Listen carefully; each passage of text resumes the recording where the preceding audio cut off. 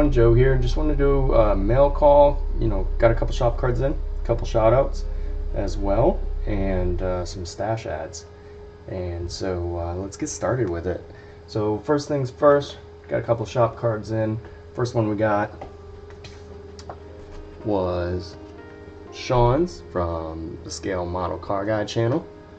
Sean is excellent guy, fantastic builder, casts tons of stuff, really good at casting, making his own kits essentially. And then his stash ads, all the finds, all the great stuff that he finds is out of this world. I'm always interested in it and seeing what he's got. He just recently got a bunch of Johan kits, and just really cool guy. And Sean, thank you for the nice words on the back. Really can't say a lot of any more nice things about him. I mean, he's a really great guy. And I even enjoyed watching his Bigfoot camp, so that was really cool. And Sean and I recently did a little trade together, and we'll get to that here in a second, but we'll give him some more shout outs when we get to that. But Sean, thank you for the card, and I appreciate the shout out as well that you gave me. So I'll get Sean's link down in the description, so you can check him out if you're not subscribed. I can't imagine you're not, but anyways, there's his. The next card we got in the mail was, this one's been making its rounds, and it's David Chen's card. Very cool doodle card. This is so neat. I love this card. David's a real good guy. I just recently found him not too long ago, but I'm glad I did. He's got some fantastic builds. He's got his New York accent along with my buddy Chris, and always fun to hear those guys.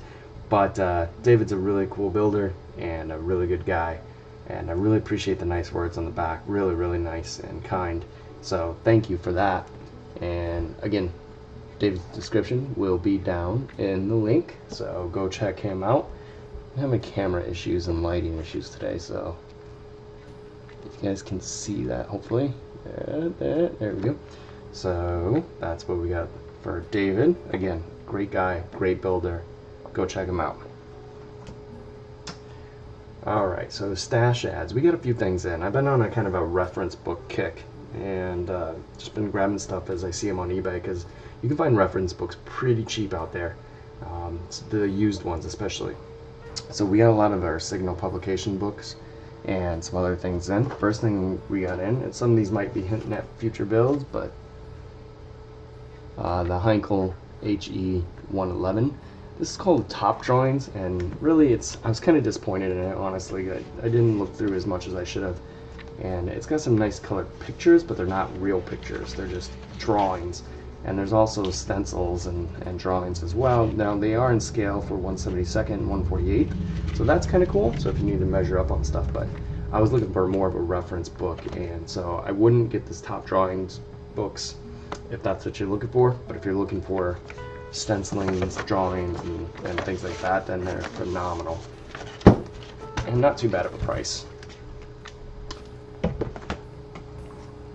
Next, we got this F-104 Starfighter illustrated book. Really cool book. Now this one was well worth it, and just tons of color pictures and illustrations.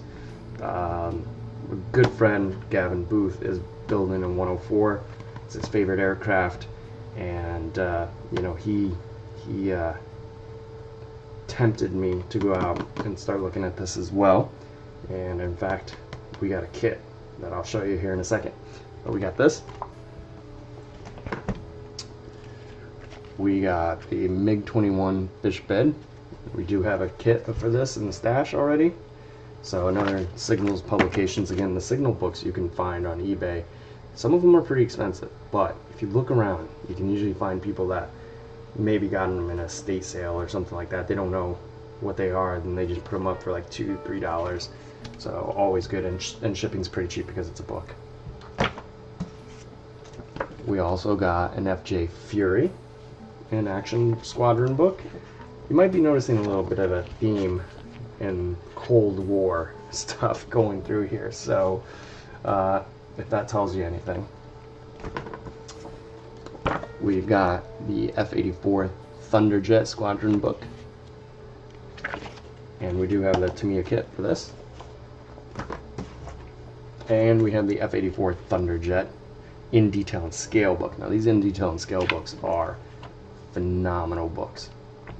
Ben kind of taught me about these ones, and they are, if you can find them for a decent price, I grab them up every time I can, even if it's something a kit I don't have or something, because these books are really super cool, very detailed, and again, if you can find them pretty cheap, they are pretty darn expensive out there for some things, but yeah, really nice books.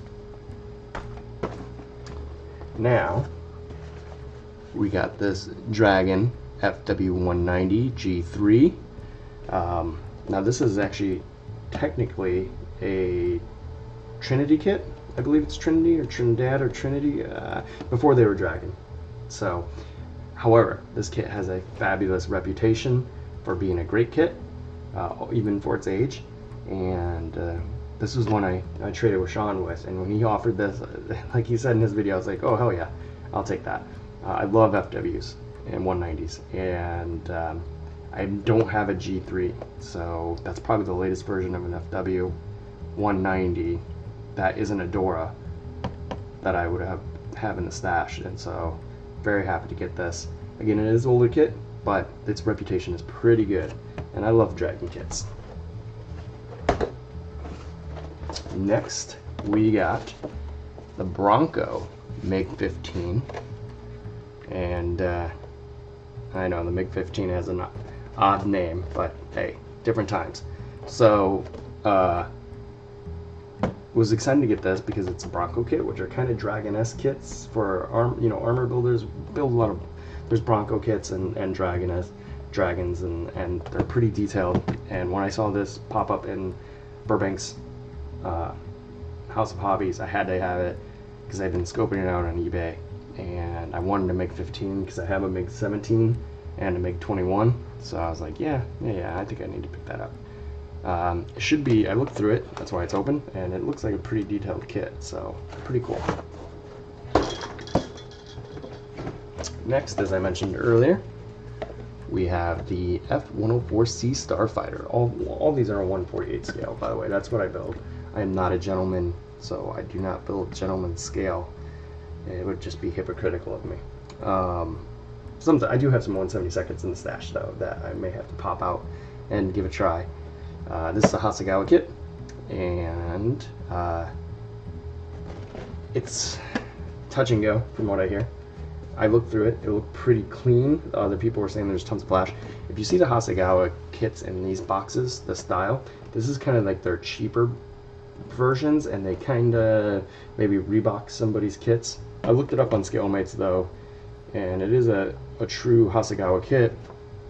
It's just that it's one of their cheaper made ones, but this is the 104C, and again, our good friend Gavin, we talked to him, and I offered the decals out of it, but because he was looking for some, but I didn't realize he was building a G, and I purchased the C, so unfortunately I can't give those to him, but the offer still stands, of course.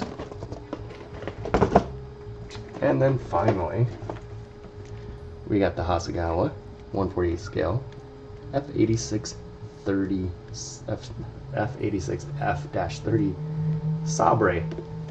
Technically, I know it's Saber, I get it, but if you ever watch The Office, then Sabre will make sense.